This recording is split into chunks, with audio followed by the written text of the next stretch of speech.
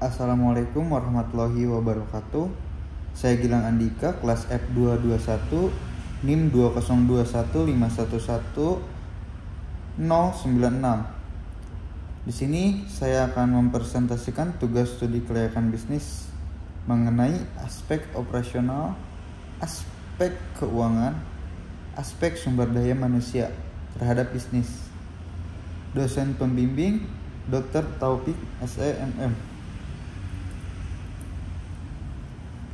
Sebelum masuk terhadap materi, kita pahami dulu apa itu studi kelayakan bisnis. Studi kelayakan bisnis membangun bisnis yang sukses. Pada presentasi ini kita akan membahas definisi, tujuan, dan metode studi kelayakan bisnis.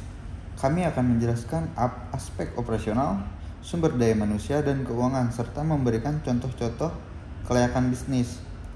Nah, jika kalian ingin memulai sebuah bisnis, segeralah memulai sebelum kalian menyesal, karena lebih baik kita memulai bisnis kita daripada membangun bisnis orang lain.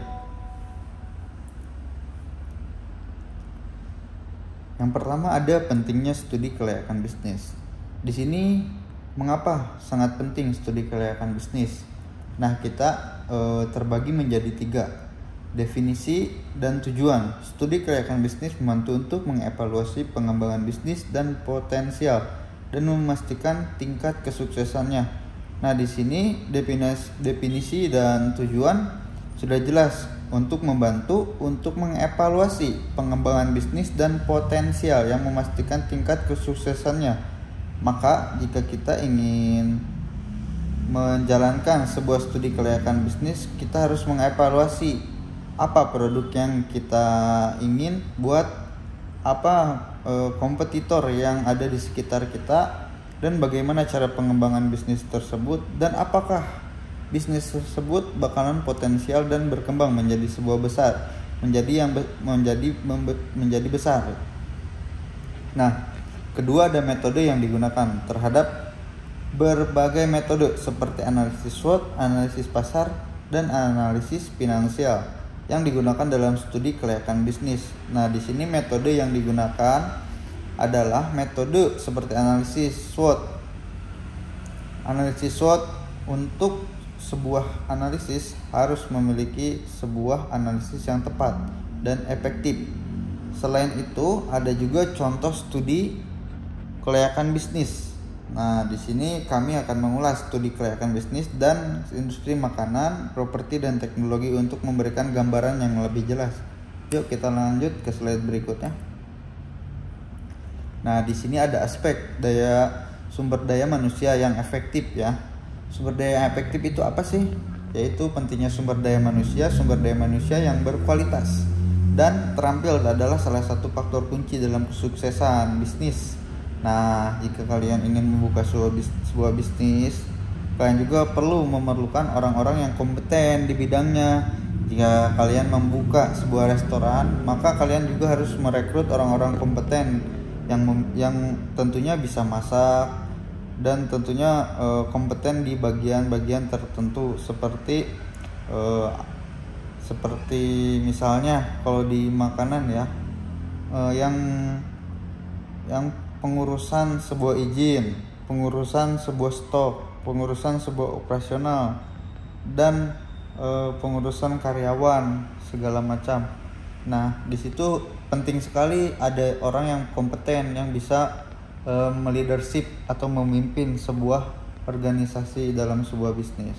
Nah, yang kedua, ada faktor-faktor yang diperhatikan. Nah, mencakup faktor-faktor seperti perekrutan yang tadi bersenambungan dengan yang tadi sudah dibahas, yaitu perekrutan. Nah, jika kita ingin merekrut, harus benar-benar sesuai dengan apa yang ingin kita inginkan gitu. Misalkan kita membutuhnya orang akuntansi, kita harus mencari orang yang kompeten di bidang itu. Jika kita ingin membuka sebuah restoran, kita juga harus mencari orang yang kompeten di bidang restoran atau seorang chef gitu. Nah, langsung ada pengembangan karyawan. Nah, karyawan juga harus bisa diperkembangkan ya dengan caranya training dan memberikan bimbingan. Seperti jika kita berbicara kepada karyawan kita itu jangan sebagai bos ketika jadi leadership, tapi sebagai pemimpin di organisasi itu. Jika kita memimpin sebuah organisasi dengan baik, yakin organisasi itu akan mencapai tujuannya. Nah, di sini juga ada dan manajemen kinerja yang penting untuk aspek sumber daya manusia. Nah, ada contoh kebijakan dan praktek efektif. Kita akan melihat contoh-contoh kebijakan coba dan praktek sumber daya manusia yang telah terbukti meningkatkan kinerja dan kepuasan karyawan. Nah, kepuasan karyawan di sini juga harus diutamakan karena kepuasan karyawan juga perlu diperhitungkan. Mengapa demikian? Karena kepuasan karyawanlah yang bisa membuat perusahaan itu atau sebuah organisasi bisa berkembang. Bagaimana mau berkembang jika kepuasan karyawan saja tidak memenuhi gitu. Nah, karyawannya akan malas-malasan, tidak taat aturan, datang seenaknya, misalkan beretika seenaknya, itu pasti organisasi tersebut tidak akan berkembang. Selanjutnya ada aspek operasional dalam bisnis. Nah, pengertian dan komponen aspek operasional mencakup proses. Nah, proses produksi, distribusi, dan manajemen operasional yang berkontribusi pada kelancaran bisnis. Nah, menyangkut sebuah proses produksi di sini. Nah, produksi itu apa sih? Misalkan kita membuat sebuah perusahaan spare part atau yang mudahnya seperti penjualan atau cake atau makanan yang cepat saji seperti fried chicken gitu. Nah, misalkan produksinya nih. Nah, di produksi ini harus diperhitungkan bagaimana cara memproduksi barang tersebut agar bisa mendapatkan keuntungan dengan biaya produksi sedemikian. Misalkan produksinya harus diperhitungkan, tidak boleh misalkan jauh dari misalkan harga jual dengan harga produksi lebih murah. Harga jualnya itu kan tidak masuk akal dan membuat rugi juga perusahaan. Itulah berapa pentingnya produksi. Dan produksi juga sangat penting dalam sebuah pemenuhan kepuasan konsumen. Nah, kalau di bidang restoran, nah produksi itu mungkin chef ya, lebih ke chef. Misalkan kinerja chefnya gimana sih, misalkan pelayanan di kita tuh nunggu pesanan selesai itu berapa menit, berapa waktunya, berapa lama gitu, apakah kita puas atau enggak, itu di situ bisa terlihat produksinya. Nah, ada juga distribusi, ini lebih ke sebuah pihak yang pertama untuk mendistribusi pihak kedua. Kenapa bisa dibilang demikian? Karena misalkan sebuah restoran memerlukan bahan baku. Nah, bahan baku itu harus ada distribusinya. Misalkan bahan baku ayam, misalkan bahan baku tepung, bahan baku lain-lainnya. Nah, harus ada yang distribusi. Nah, distribusi ini jangan memilih yang tidak kompeten juga. Kita harus memilih orang yang kompeten untuk tidak memainkan harga, tidak memainkan kualitas produk.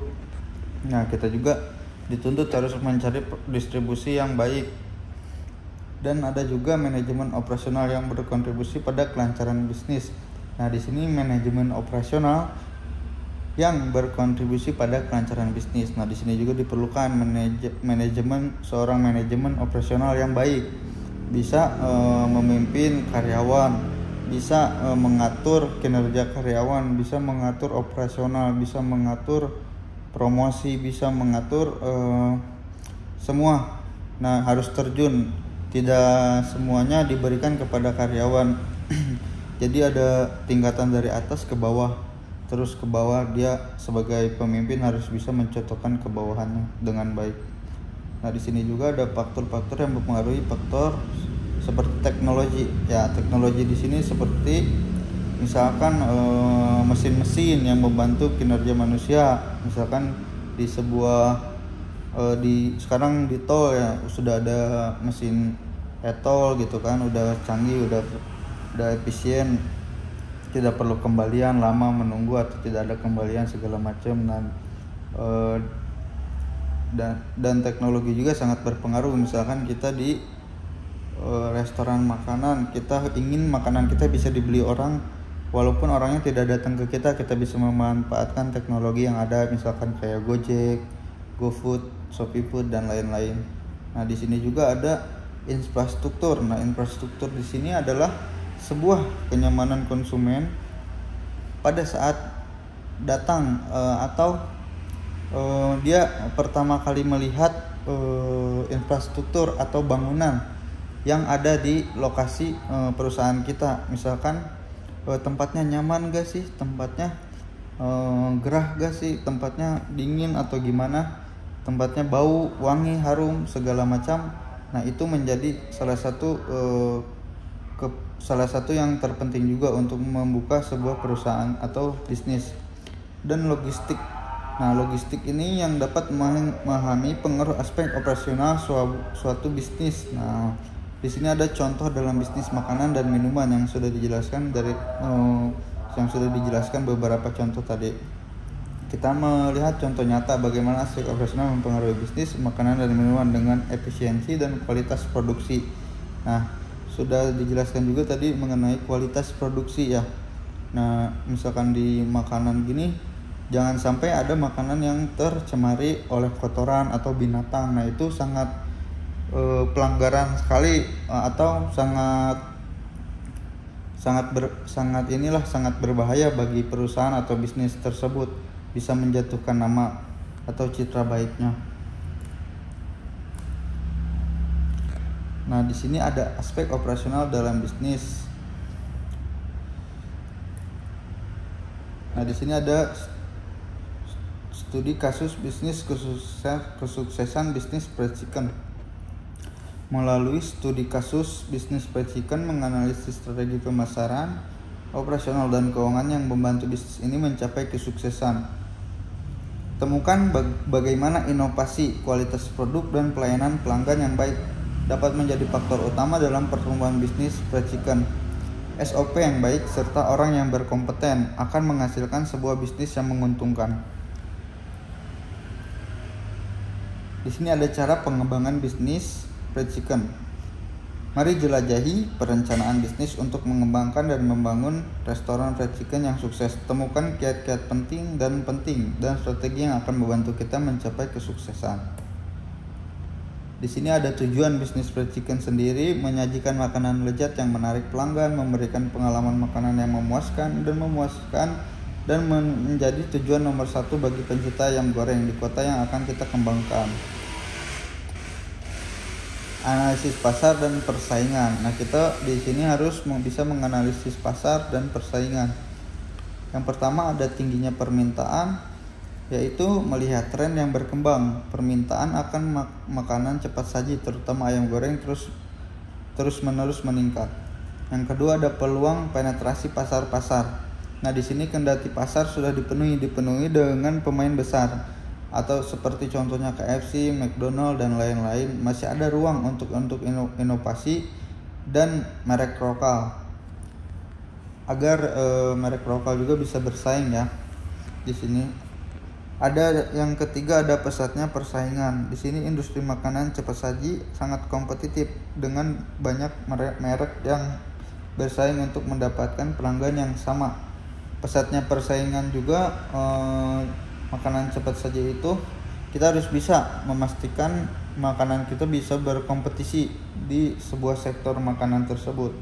Kita jangan misalkan asal-asalan gitu membuat bisnis gitu. Kita harus memperhitungkan perencanaannya sedemikian rupa agar menjadi hasilnya maksimal.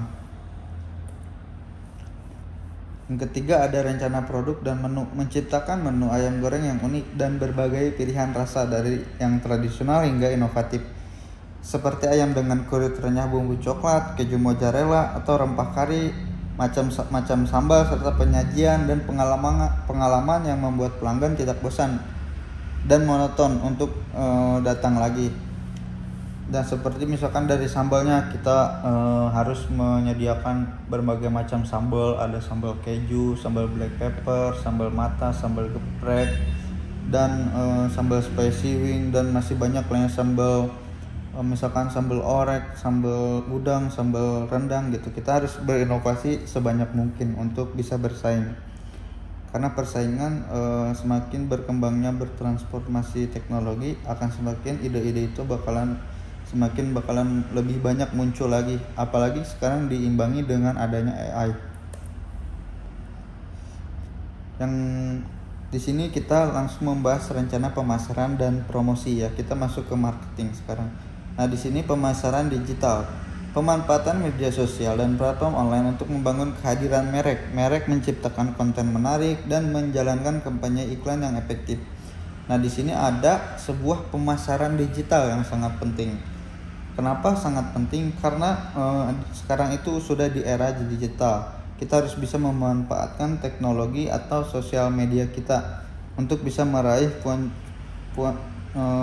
pundi-pundi uang. Di sini yang kedua ada program loyalitas, yaitu menawarkan program poin dan diskon untuk menjaga pelanggan tetap loyal dan memberikan insentif bagi mereka yang berpartisipasi. Nah, program loyalitas ini biasanya yang udah langganan ya kita sebutnya. Misalkan dia sudah sering lah datang ke tempat kita, ke perusahaan kita, ke tempat bisnis kita untuk menjadi konsumen kita. Nah, kita juga harus memberikan royalitas kita terhadap mereka agar mereka juga merasa diprioritaskan. Yang ketiga ada promosi komunitas. Nah, di sini apa promosi komunitas? Yaitu mengikuti acara komunitas lokal seperti festival makanan atau kegiatan amal untuk membangun hubungan yang kuat dengan pelanggan dan menciptakan kesadaran merek-merek. Misalnya kita membuka bisnis makanan atau minuman. Nah, kita harus membuat citra kita baik, mengikuti misalkan bisa mengadakan santunan anak yatim, bisa ikut event-event kayak seperti konser, festival yang sudah disebutkan tadi. Misalkan ada acara akhir tahunan, misalkan banyak lagi contohnya, misalkan ada pasar malam dan segala macam. Nah, kita harus menciptakan ide-ide yang sedemikian rupa agar bisa bersaing untuk promosi komunitas ini. Selanjutnya ada rencana operasional dan manajemen. Nah, yang pertama tentunya kita harus segmentasi pasar atau pemilihan lokasi. Pemilihan lokasi di sini sangat yang utama gitu. Mengapa yang utama? Jika kita salah memilih lokasi, perusahaan kita atau bisnis kita tidak akan berjalan dengan baik. Misalkan kita membuka makanan di tempat yang sepi, gelap, tidak ada penerangan, susah listrik, dan tidak strategis untuk orang datang. Jangankan orang datang, lewat saja takut ya kan. Nah, yang kedua yaitu di sini tadi yang pertama itu menentukan lokasi strategis yang mudah diakses oleh pelanggan potensial dan memiliki kelengkapan fasilitas yang diperlukan. Nah, kita lebih bahas dalam dulu deh. Yang pertama yaitu pemilihan lokasi ya. Nah, pemilihan lokasi itu kita selain harus tepat gitu, kita juga harus segmentasi pasar, apa yang akan kita tuju segmentasinya. Misalkan kita membuka sebuah bisnis makanan, kita harus melihat di titik itu ada apa sih. Misalkan ada sekolah atau perumahan atau pemukiman, atau memang di situ pusat jika ada orang misalkan mencari makanan, ke situlah tempatnya. Nah, kita juga harus memikirkan hal tersebut. Ada juga seperti misalkan merek yang sudah terkenal, kita sebut saja Indomaret dan Alfamaret. Mengapa mereka itu selalu ada berseberangan atau bersampingan? Nah, karena mereka itu jika bermain psikologi seseorang gitu. Jika ada sebuah keluarga ingin berbelanja misalkan ke pusat pembelanjaan yang ada di titik ramai tersebut, nah ada Indomaret dan Alfamaret, maka pilihan mereka ada dua, yaitu Indomaret atau Alfamaret, tidak toko-toko lain. Nah, itulah mengapa mereka membuat toko atau sebuah minimarket yang kompetitif, tetapi mereka juga memiliki strategi yang cukup inovatif. Nah, di situ kita bisa melihat contohnya itu. Di yang kedua ada rekrutmen personal yang sudah dijelaskan tadi, menggunakan seleksi ketat untuk menghasilkan tim yang kompeten. termasuk koki berpengalaman dan staf-staf ramah pelanggan. Nah, pelayanan juga sangat penting di situ dalam rekrutmen personel, makanya kita harus mencari staf-staf yang ramah pada pelanggan. Karena dalam sebuah bisnis makanan itu keramahan terhadap konsumen akan menjadi signifikan terhadap penjualan. Dan yang ketiga ada pelatihan dan pengembangan, memberikan pelatihan berkala untuk meningkatkan keterampilan dan pengetahuan staf dan menjaga kualitas dan efisiensi operasional. Nah, di sini kita harus sebelum memulai sebuah usaha bisnis atau merekrut, nah kita harus melakukan training dulu sebelum mereka langsung bersentuhan terhadap konsumen. Cara pelayanan mereka di training, cara memasak mereka, dan cara berpakaian mereka, cara berbicara mereka, cara mereka membuat konsumen nyaman, dan kelebihan kekurangan mereka harus kita pelatihan dan kembangkan. Di sini ada proyeksi keuangan dan pendanaan. Pendapatan bulan pertama 20 juta, pendapatan bulan kedua 40 juta, biaya operasional sebesar 5 juta pada bulan pertama. Nah, pendanaan awal 10 juta yaitu dengan peralatan, perlengkapan, bahan baku selama 1 bulan. Nah, di sini saya menjelaskan keuangan dan pendanaan salah satu bisnis sampingan saya, yaitu fried chicken Magu-Magu dan Cik Dede. Nah, di situ saya membuat modal awal itu sekitar 10 juta. Itu bisa membuat 1 atau 2 cabang. Jika 10 juta ini bisa membuat 2 cabang, berarti saya mencari tempatnya yang biaya sewanya murah. Karena biaya sewa murah itu kita tidak akan memikirkan terlalu besar terhadap biaya sewa. Nah, sisanya peralatan dan bahan baku.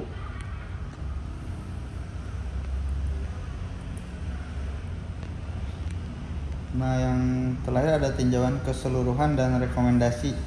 Dengan perencanaan yang matang dan strategi yang efektif, bisnis fried chicken ini memiliki peluang besar untuk sukses.